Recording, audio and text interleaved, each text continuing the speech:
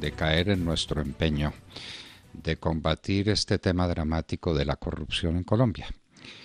Corrupción que en la época de Juan Manuel Santos llegó a extremos inauditos. Un personaje de altísima significación llegó a decir que había que regar mermelada por toda la tostada, que fue exactamente lo que hicieron. Pero ¿cuál fue esa mermelada? Nada menos que el dinero de todos los colombianos. Como resultado de la corrupción, queridos amigos, de esa escalada de actos pequeños, medianos y gigantescos que confluyen en una sola terminal de tragedia, que es la ruina de la nación, la ruina moral, pero desde luego la ruina política, porque nadie cree en unas instituciones corrompidas, y en la ruina material, en la ruina monetaria, en la ruina económica, que en eso estamos precisamente. Decíamos en estos días cómo Juan Manuel Santos llevó el endeudamiento de la nación a extremos inauditos, lo que significa que tendremos que pagar y que ese pago no terminará. ¿Cuándo? ¿Cuándo? Por lo menos en esta generación no. Juan Manuel Santos hizo crecer y crecer el endeudamiento hasta extremos inauditos. Ayer nos decía la senadora María del Rosario Guerra cómo los ministros de Hacienda del doctor Álvaro Uribe habían inclusive disminuido los niveles de endeudamiento y cómo Juan Manuel Santos los disparó hasta niveles que son inmanejables. En este año que corre tendremos que dedicar por lo menos 52 billones de pesos, es decir, unas 4 o 5 reformas tributarias, unos 5 puntos del PIB los tenemos que dedicar al servicio de la deuda.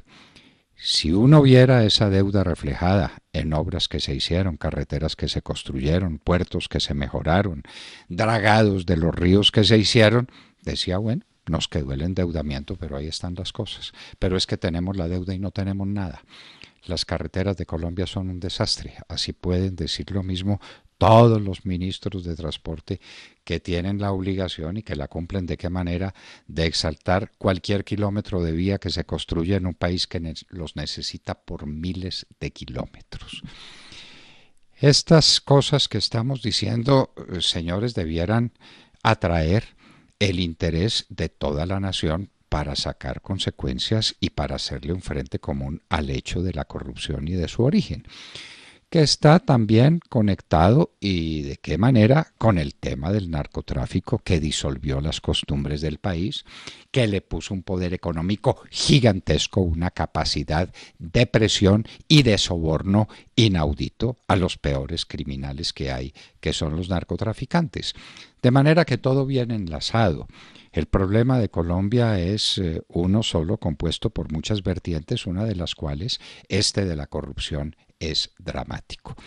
No ha sido posible, lo veíamos con el senador Jorge Enrique Robledo, con quien tenemos tantas discrepancias y tantas distancias en tantos temas políticos, pero con quien tenemos que estar unidos en temas esenciales como este de la lucha contra la corrupción.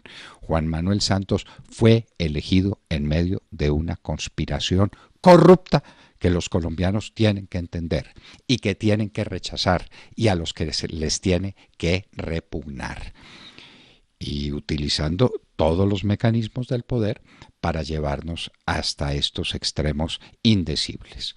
Por eso, dentro de este tema general, tenemos que declararnos adoloridos, entristecidos y un tanto avergonzados por la corrupción que se señala existe en algunos sectores que entendemos mínimos y por mínimos no menos despreciables en las fuerzas militares de Colombia. Esto es gravísimo, esto es gravísimo. Cuando vimos unas acusaciones que se hacían contra el general Mejía y las vimos con documentos en la mano, dijimos, bueno, esto es de una gravedad extraordinaria, a ver qué dice la Fiscalía. Nada. Y no solo la Fiscalía no dice nada, sino que este gobierno designa a ese general acusado por hechos de la mayor gravedad como nuestro embajador en Australia. Esto no puede suceder. Esto no puede suceder. Aquí hay que sentar principios. El ejército tiene que ser inmaculado, absolutamente inmaculado. La sal no se puede dejar corromper. Y estamos ahora en presencia de unos hechos que tocan también con el ejército y tenemos que manifestar nuestro desacuerdo sobre la manera como han sido tratados en lo que se refiere nada menos que al segundo comandante del ejército. El segundo comandante del ejército tuvo que enfrentar inmediatamente una acusación y una acusación gravísima por videos que se dicen auténticos. El señor general dirá si lo son o no lo son, pero no se puede ir de vacaciones como nos lo comunicó ayer el doctor Botero, el ministro de Defensa, por quien tenemos tanta simpatía, tanto respeto, tanta devoción, y por lo mismo nos sentimos con la obligación de decirle cuando se equivoca, que se está equivocando en materia grave. Con el general Romero hizo lo menos que tenía que hacer y lo hizo bien. El general Romero fue separado de su cargo, llamado a calificar servicios, que es una medida muy dura contra un oficial y mucho menos de esa significación. Pero es que el general Romero estaba comprometido en hechos que tienen que ser investigados inmediatamente. Él se defiende y se defenderá y está en todo su derecho de defenderse. Pero la acción de las fuerzas militares tuvo que ser fulminante y del Ministerio de Defensa, pero no así con el segundo comandante del ejército, que es que pide vacaciones y que le conceden las vacaciones. Esto no puede ser. Aquí no se puede obrar con desmayo. El doctor Botero nos lo dijo, vamos a obrar no con temeridad, pero sí con mucha diligencia. No es diligente la tarea del Ministerio de Defensa cuando permite que el señor se vaya de vacaciones dizque a preparar su defensa. Esto no puede suceder. La lucha contra la corrupción tiene que ser frontal, radical. Y para empezar, tenemos que averiguar cómo fue elegido Juan Manuel Santos y cómo ejerció la presidencia Juan Manuel Santos para meternos encima una deuda que no vamos a ser capaces de pagar.